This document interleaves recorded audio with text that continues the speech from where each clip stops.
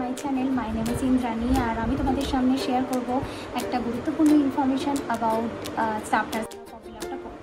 সেটা হচ্ছে www.hrb.wb.gov.in এবং ফর্ম ফিল আপটা স্টার্ট হচ্ছে তোমার 13/8/2025 থেকে, মানে 10টা থেকে তোমার 3/9/2025 till 2 PM পর্যন্ত।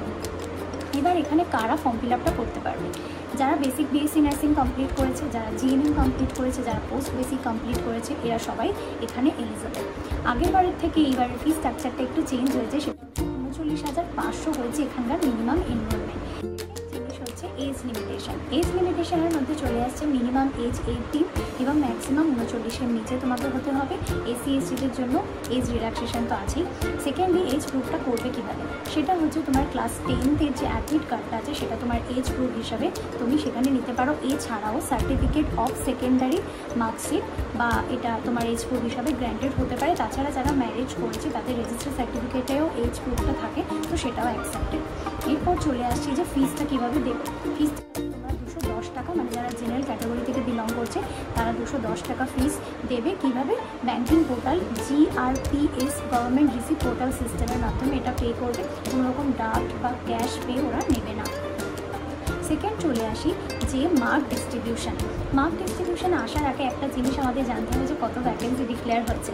ভ্যাকেন্সিটা এই বছরে তুলনামূলক কমই, কারণ অলরেডি অনেকগুলো ব্যাচ বসে আছে, তো সেই তুলনায় এই ভ্যাকেন্সিটা অনেকটা কম।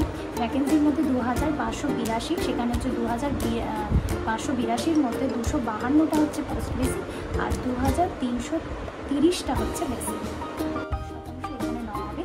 মার্কে কীভাবে ক্যালকুলেশন করবে সেটা আমি স্ক্রিনে মেনশন করে দিচ্ছি। ওটা রিলেটেড একটা স্ল্যাব ওরা ডিক্লেয়ার করেছে। এরপর বেসিক বিএসসি নার্সিংয়ের 40% নাম্বার এখানে ইনক্লুড হবে। এখানে কোনো নাম্বার ছাড় যাবে না, মানে তোমরা টোটাল 4 বছরে বা 3 বছরে যা নাম্বার পেয়েছো তার 40%। তারপর সেম জিনিস পোস্ট বেসিকের ক্ষেত্রে এর সঙ্গে আসছে এমএসসি নার্সিং। এমএসসি নার্সিং করা থাকলে সেখানেও নাম্বারের পার্সেন্টেজ অনুযায়ী তোমরা 5 নাম্বার এখানে আছে।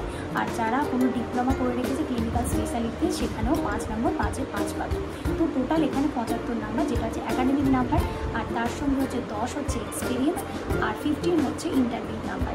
এবার এই যে 10 এক্সপিরিয়েন্স সেটা কীভাবে ডিক্লেয়ার করা হয়েছে বা সেটা কীভাবে সাজানো হয়েছে, সেটা হচ্ছে যারা 1 বছরের কম এক্সপিরিয়েন্স আছে তারা কোনো রকম নাম্বার পাচ্ছে না। যারা হচ্ছে 24 মান্থের কমে আছে, মানে লেস দ্যান 24 মান্থ, তারা 2 নম্বর পাবে। যারা 36 মান্থের কম আছে তারা 4 পাবে। যারা 48 মান্থের নিচে আছে তারা 6 পাবে। যারা 60 মান্থের নিচে আছে তারা 8 পাবে। এবং যারা 60 মান্থ বা তার বেশি আছে, মানে 60 বা অ্যাবভ আছে, তারা 10-এর মধ্যে 10 পাবে।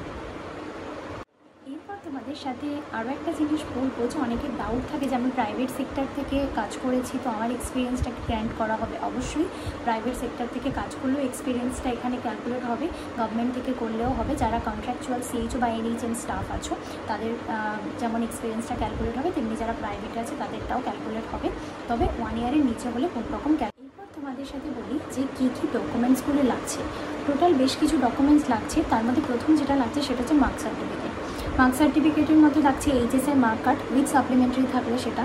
তাছাড়া 3টে ইয়ারের, যারা জিএনএম করছে, যারা বেসিক বিএসসি করেছে তাদের 4টে ইয়ার, যারা পোস্ট বেসিক করছে তাদের 2টো ইয়ার, টোটাল ইয়ারের মার্কশিট প্লাস সাপ্লিমেন্টারি এটা তো থাকছে।